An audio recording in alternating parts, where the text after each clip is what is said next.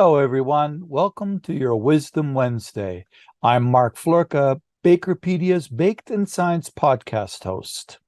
Hydration, it's everywhere, especially in the Northern Hemisphere these days. I was up early today, which is unusual for me, and was gazing into the distance of the beautiful view we have of the North Sydney Harbor in Nova Scotia. Far off in the distance, I could see an orange glow at the edge of the horizon.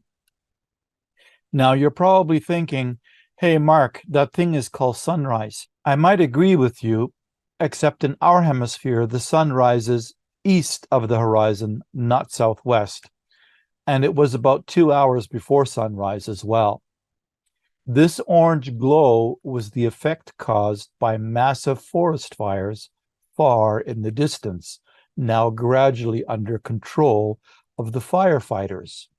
Hydration is what they do as well. Although a little more from Mother Nature 2 months ago would have been preferred. Hydration is important in so many ways and so many things. We must stay hydrated to look after our body. Of course, dough hydration is also an important attribute in baking. Starving your dough of water will result in a poor product. Tight crumb, dry texture, crumbly, small volume, and quick to stale. If you were to drink a gallon of water first thing in the morning, it would not allow you to be hydrated for the rest of the day. If the forests were supplied heaps of water in January and February, it would not prevent them from drying out in May and June. By the same token, adding all the water at once in our bread dough may not provide proper hydration.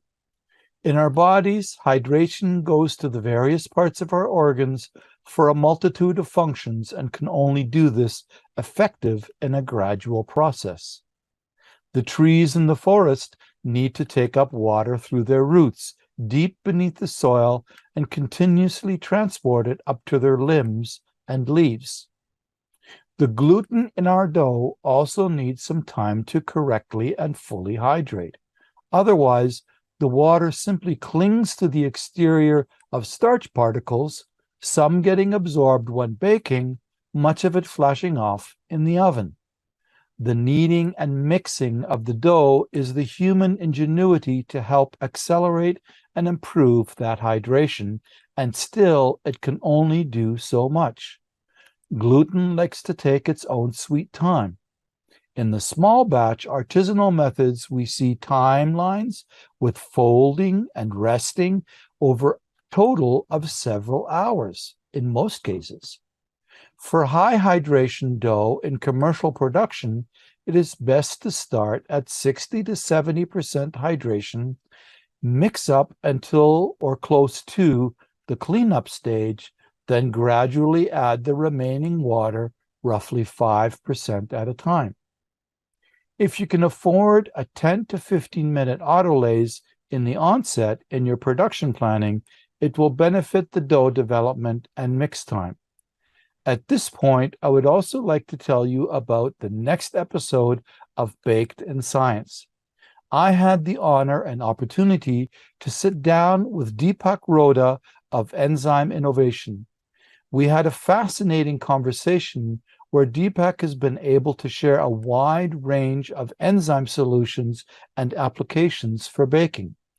Have a listen and get thoroughly informed on enzymes for baking and the support Enzyme Innovation have to offer. Don't forget to visit us in the baking industry professionals groups on Facebook and LinkedIn. Ask a question, share your experience, and let us know how we are doing and what you would like to see more of.